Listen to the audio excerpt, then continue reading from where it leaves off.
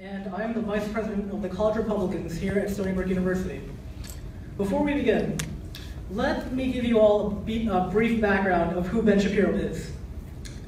Ben Shapiro graduated high school at the age of 16. He had gone on to graduate from UCLA and Harvard Law School. He is the founder and chief of the Daily Wire, a political news website, and the host of the Ben Shapiro Show. His columns are printed in major newspapers and websites such as Town Hall, ABC News, and he has been the subject of articles in the Wall Street Journal, New York Times, Associated Press, and the Washington Times. Those are just to name a couple. He's a notable conservative political commentator who defends free speech and open dialogue with lectures on college campuses across the country. As Glenn Beck once said, Ben Shapiro is a warrior for conservatism. His dedication to the Constitution, conservative principles, and fighting political correctness are second to none. He had written his first book, Brainwashed, How Universities Indoctrinate America's Youth at the age of 17, and has since written many books, including his New York Times bestseller, Bullies, How the Left Culture of Fear and Intimidation Silences Americans. Again, I'd like to thank all those who helped make this event possible. Very special thanks to the College Republican e-board, appointees, and all those who are volunteering right now to make this event successful. I'd like to specifically thank some CR leadership, Jeff, Ben, Lauren, and Sarah. Without further delay, on behalf of the Stony Brook College Republicans, it is my honor to welcome Ben Shapiro.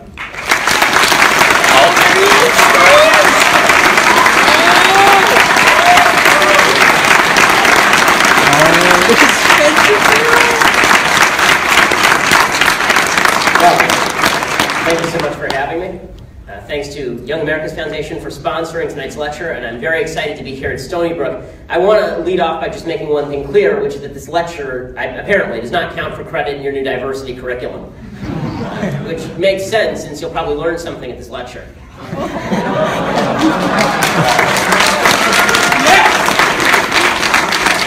Actually, I do want to take a moment before I begin and actually highlight some of the most foolish things about your new diversity plan, which I've had the privilege and pleasure of taking a look at.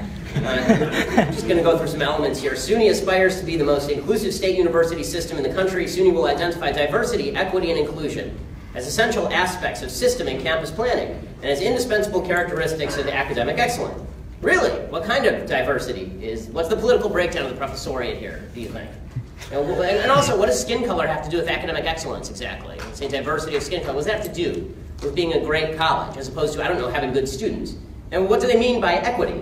Do they mean that you should bear the consequences of your actions, or do they mean that you should shut up if you say something with which the professors disagree? Here's another element of your diversity curriculum. Invite speakers who will cover concepts of inclusion and anti-bias in campus lecture events.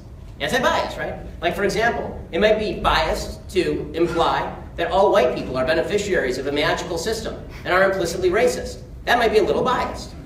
But I don't think that's what they're talking about. How about this one? Train admissions staff at individual college level in concepts of hidden bias, which is really exciting. It's like Scooby-Doo. We all hop into our magical mystery machine and we go looking for bias. It's hidden. And then we find somebody in a mask and we take it off and he yells at us, "I'd have gotten away with it if it weren't for you damned kids."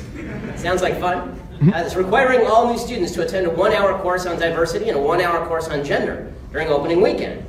I can save you some time. We can do this in about 30 seconds, actually. Skin color doesn't matter. Being a good person matters. There's the diversity course. We're done. And here's your gender course. Boys have a penis. Girls have a vagina. There are a few exceptions to this rule, but that is a pretty handy rule of thumb. This one, celebrate diversity on campus through activities, photo choices, and other community efforts. See, this is really actually what this whole diversity shtick is all about. It's you can put a bunch of people who have different skin tones on your brochure, and then you can look really tolerant.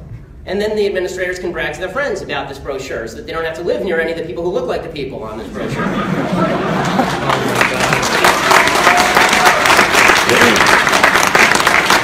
I like this one too. I like this one. Identify and implement the necessary processes to allow students, faculty, and staff the ability to use their preferred name, pronoun, and gender identity. Which I think it could be a lot of fun. My preferred name is Bill de Blasio, my preferred pronoun is Z, and my gender identity is communist snowblower. I also heard that you had a really fantastic event here about white privilege at the Humanities Institute. I guess you had an interdisciplinary panel, which is a fancy term for useless people sitting around in a classroom with 10 people in it. And here was the description. In the wake of the election of Donald Trump, a man endorsed by the KKK and white nationalists around the globe, this interdisciplinary panel examines connections between the past, present, and future of racial oppression and white dominance, which sounds like a party. I hope somebody brought a pizza. It just sounds like so much fun. I assume there was a similar event planned about leftist candidates endorsed by the Communist Party who engage in race baiting and lie about racial incidents in order to both cause and then justify riots in America's major cities. Right? I heard that you had, no, that didn't, no? Okay, one more question before I get to the real meat of the comments here. I was wondering if I had already missed the he for she event. Is there a he for she event coming up? I hear that you're one of 2 campuses in the country who participate in this thing. I hope I didn't miss it because I really was looking forward to discussing about upholding the rights of women by embracing the free market and not telling lies about the gender gap and the wage gap. And also stumping for the rights of women in Muslim countries where, by the way, there are no he for she organizations. But I get the feeling that he for she doesn't spend an awful lot of time on those things.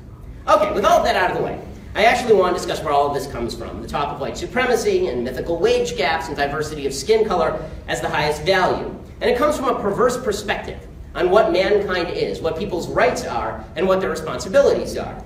Here's the founding perspective, the founding fathers' perspective on what the United States was supposed to be. Human nature. We'll start with human nature. What are human beings? So the founders thought, compact by saying, sir. And I said, well, but the whole purpose of this debate is whether or not transgender people are actually members of the sex to which they proclaim themselves, or whether they're not. In my opinion, Zoe Tur is not any more a woman than I am.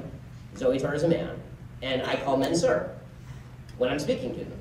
And people are going nuts. You're not respectful to the pronouns, is what they said. First of all, pronouns are inanimate. I don't think they care. But beyond that, so you're not respectful to the pronouns. And that's when I said, well, facts don't really care about your feelings. Such things if FBI is happening, how far do you go? Yeah, clear cut answer for you, unfortunately, as far as how far we can go in policing these things. Well, I will say that the Fourth Amendment talking about unreasonable search and seizure doesn't say no search and seizure, it says unreasonable search and seizure. So if you have grounds for suspicion, then there is at least an argument to be made that there should be a higher level of law enforcement surveillance brought to bear. That means that you should be deploying law enforcement. If you're worried about Islamic terrorism, you shouldn't be deploying it at the Swedish church down the street. And the fact is that you should be giving extra scrutiny to not even every mosque, because most mosques don't have terror ties. There are certain mosques that we know have significant ties to extreme Wahhabi Islam or have significant ties to actual terror front groups. And those are the ones where we should be focusing our sort of focus.